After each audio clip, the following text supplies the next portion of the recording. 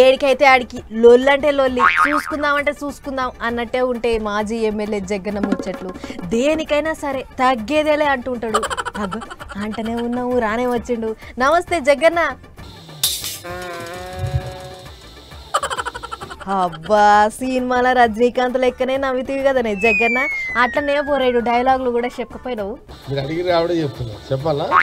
నువ్వు చెప్తా అనుడు మేము వద్దనుడు ఉంటదా? చెప్పు జగ్గన్న చెప్పు.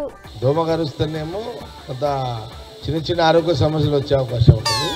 అది కరవడానికి ట్రై చేస్తున్నప్పుడు మనం చాలా యాక్టివ్ అవుతాం, బాడీ మొత్తం కదులుతుంది మనదంతా.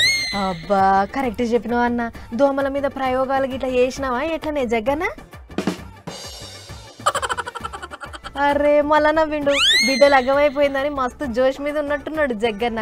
అవగానే మంత్రి సార్ రూమ్ లా మీటింగ్ పెట్టినామని ఎగ్గస్ పార్టీ వాళ్ళు ఎత్తిపోస్తుర్రు, ఏమంటావు? అపోజిషన్ ఉన్నా మొగోన్నే, రూలింగ్ ఉన్నా మొగోన్నే. విన్నావా? నేను చేస్తా. ఏ పదవి లేదు, గట్లెట్లా చేస్తాడు? మంత్రి సార్ రూమ్ లో కూర్చొని మీటింగ్లు ఎట్లా పెడతాడు అని అంటుర్రు. నేను సెక్రటరీలో కూర్చొని దంద చేస్తే నువ్వు వేయాలి, కానీ నీళ్ళ కోసము పబ్లిక్ కోసం నేను రివ్యూ చేస్తే ఎవడన్నా వేస్తాడా? ఎవడన్నా మీ సోషల్ మీడియాకు ట్రైనింగ్ ఇచ్చింది? ఏం చేసినా పబ్లిక్ కోసమే చేసినా అంటావు, మంచిదేనే. మరి ఇక ఎగ్గస్ పార్టీ వాళ్ళ ముచ్చట్లే వేరే తీరుగున్నాయి. పంచుకున్నాం, బాంబర్ది ఒకటి, బాంబర్ది ఒకడు, బావో దిక్కు, చెల్లెలో దిక్కు. ఓ గా ముచ్చట్లయితే మాకేం తెలియదు. నువ్వెన్నిసార్లు గట్లన్నా మాకేం తెలియదు. సరే గదా అట్లుండని గాని సంగారెడ్డి పబ్లిక్ కొరకు ఎన్ని నిధులు పట్టుకుపోయినవే జగ్గన్న? ముఖ్యమంత్రి రేవంత్ రెడ్డి గారు ఎన్ని స్థానం తీసుకుపోతారు సంగారెడ్డికి? అంతేనంటావు, బరాబర్ తీసుకుపోవడే అంటావు.